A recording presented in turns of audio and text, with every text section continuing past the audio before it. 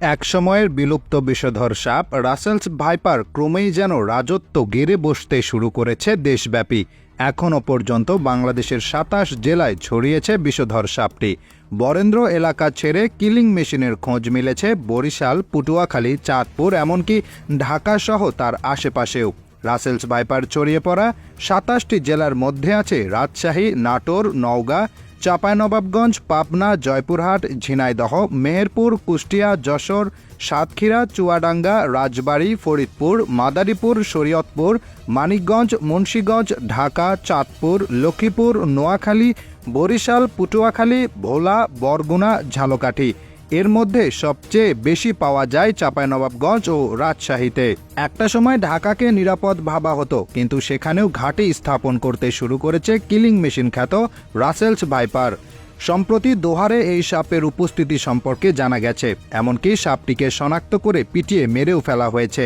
এই খবর ছড়িয়ে পড়ার পর থেকে দোহারের নতুন আতঙ্ক এখন রাসেলস ভাইপার। ঢাকার আশেপাশে থাকা মানিকগঞ্জ, মুন্সিগঞ্জ ও শরীয়তপুরে প্রায় প্রতিদিনই রাসেলস ভাইপার দেখা যাচ্ছে।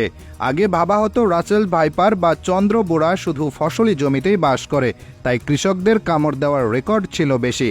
কিন্তু বর্তমানে প্রায়ই ঢুকে পড়ছে লোকালয়ে। গবেষকরা বলছেন অনুকূল আবহাওয়ার কারণে ছড়াচ্ছে রাসেলস ভাইপার।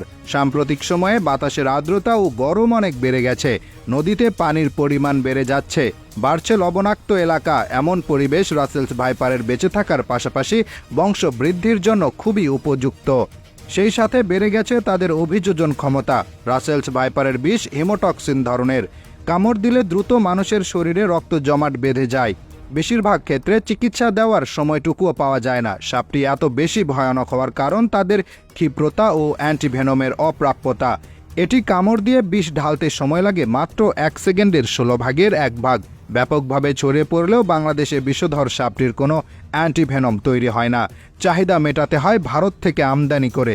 কিন্তু বিশেষজ্ঞদের মতে বাংলাদেশের বিষধর সাপের বিষ ভারতীয় সাপের চেয়ে আলাদা। ফলে অনেক ক্ষেত্রে ভারতীয় সাপের প্রতিষেধক পুরোপুরি কার্যকর হয় না। এছাড়া আমাদের দেশে যে অ্যান্টিভেনম আনা হয় সেটি মূলত ৪ ধরনের সাপের বিষের একটি ককটেল বা মিশ্রণ। একে বলা হয় পলিভ্যালেন্ট অ্যান্টিভেনম, যা কিছু সাপের দংশন নিরাময়ে কাজ করে। তবে আশার কথা হচ্ছে বাংলাদেশে জোরে সোরে চলছে রাসেলস ভাইপারের অ্যান্টিভেনম তৈরির গবেষণা। এ লক্ষ্যে ইতিমধ্যে ৫০টি সাপ সংগ্রহ করেছে স্বাস্থ্য অধিদপ্তর।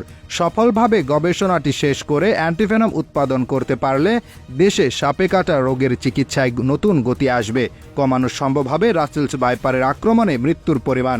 তবে সাধারণ মানুষের দাবি শুধু অ্যান্টিভেনম উৎপাদন নয়, রাসেলস ভাইপার নিধনে সরকারিভাবে যেন উদ্যোগ নেওয়া হয়। তা না হলে এই সাপের বিস্তার রোধ করা কোনোভাবেই সম্ভব হবে না। পাশাপাশি চালাতে হবে জনসচেতনতামূলক কার্যক্রম। উপজেলা পর্যায়ের হাসপাতালগুলো নিশ্চিত করতে হবে অ্যান্টিভেনমের প্রাপ্যতা। তাহলেই কমিয়ে আনা সম্ভব রাসেলস ভাইপারের ভয়াবহতা।